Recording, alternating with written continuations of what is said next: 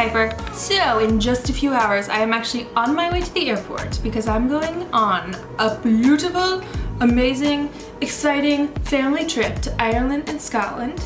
Yeah! I'm so excited.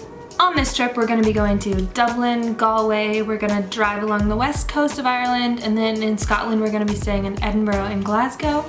And whenever I return from this trip, I'm definitely going to be making some travel videos, so stay tuned for that. It'll be up in maybe like a week or two. So if you don't want to miss out on that, click the subscribe button down below and the little bell so you can be notified of when I upload. And naturally, being the procrastinator that I am, I have not packed yet for this 10-day excursion, which I probably should have done a while ago. But it's all gonna work out because I thought, hey, what better way to show you guys how I pack for trips than to just do it on camera? So that's what I'm gonna do today.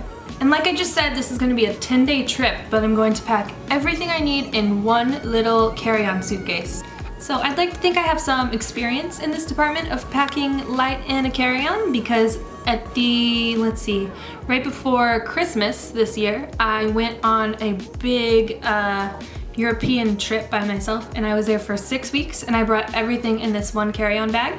And going into it, I thought it would be impossible to pack for 6 weeks in a carry-on, but I did it. So if you want to learn some of those tricks that I used and that I'll be using today, stay tuned. Also, whenever this video goes live, I will already be in Ireland, so hi Future Piper, hope you're having fun.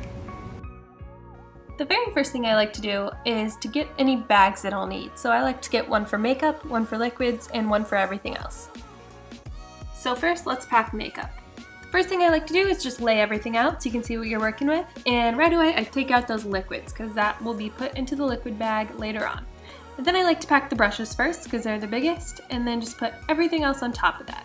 I also like to bring any little sample sizes that I have laying around, like this little Hoola bronzer and these mini lipsticks, because it just takes up less room. And instead of bringing lots of little individual eyeshadows, I like to bring just one palette, and this one from Physicians Formula has any color that you'll need. Now let's move on to the liquids. So TSA allows 1 quart-sized clear plastic bag per passenger. This is a really good cheap one I found on Amazon. I will link it in the description below. And all the things in the bag must be 3 ounces or less, so I'll transfer my bigger bottles of shampoo and conditioner into these little bottles here. So now I'll go ahead and throw in my foundation, concealer, my shampoo and conditioner, a facial moisturizer, a body lotion, face wash, and a little bottle of contact solution. And voila, liquids are ready to go. So next, let's talk about everything else. I like to get a bag with a little hook because you can hang it up in the hotel and it makes everything really easy. And in here I'll put my glasses, makeup remover wipes, my razor, any meds that I'm taking, and a travel size toothbrush toothpaste kit. Woo! And now let's move on to the main course of the suitcase. And personally, I prefer a hard-shelled suitcase, but you know, whatever floats your boat. And I go ahead and throw in my bags there on the left, as well as with my hair straightener and curling iron.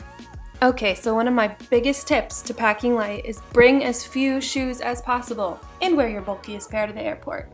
So once you've tossed those shoes in, your left side is good to go.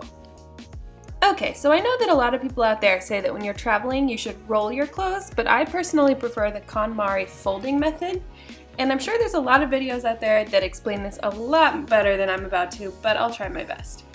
So what you do is fold in the sides and the arms in order to make a perfect rectangle, or as close to it as you can get, and then you fold the shirt either once, twice, or 3 times depending on the length of it. And this creates a little square that can be stacked vertically so that you can actually see all the clothes you're bringing, unlike when you roll clothes and you can't see everything you brought.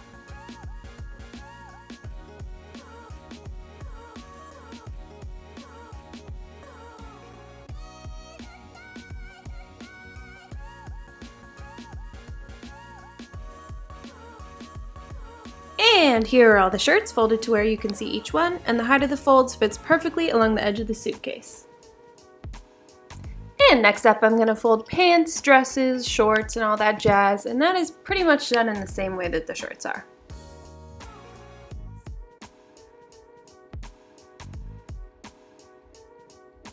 And generally, I think packing cubes are a little overrated, but I have this long rectangular one that I like to put all of my undergarments in, and it fits perfectly on the end of my suitcase.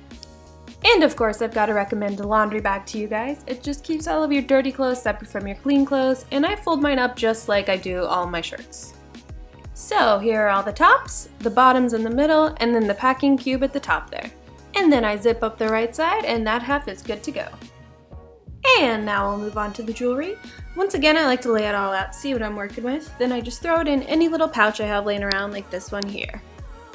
And my biggest tip in regards to packing long necklaces is to utilize straws. I know it sounds kind of weird, but if you just thread one half of the chain through the straw and fasten at the end, it keeps the necklace from getting tangled. Genius! And of course, what would a Piper Darby Flynn video be without a little cameo from Oliver? And now I'm basically finished. So I'll just throw the jewelry pouch in on the left side, along with any bulky items like my jacket and sweatshirt, and I can go ahead and zip it on up. Also, check out this little luggage tag I have here from Anthropologie, so cute. And let's go to the airport. And that about does it. Thank you guys so much for watching, and make sure you stay tuned until Sunday's video because I'm going to be going through my in-flight essentials, talking about the stuff that I like to bring on the plane with me and my little personal item. So make sure you stay tuned for that, and if you haven't already, leave this video a thumbs up, maybe a comment down below. It would really help me out a lot, and I hope you guys have a beautiful day. Bye!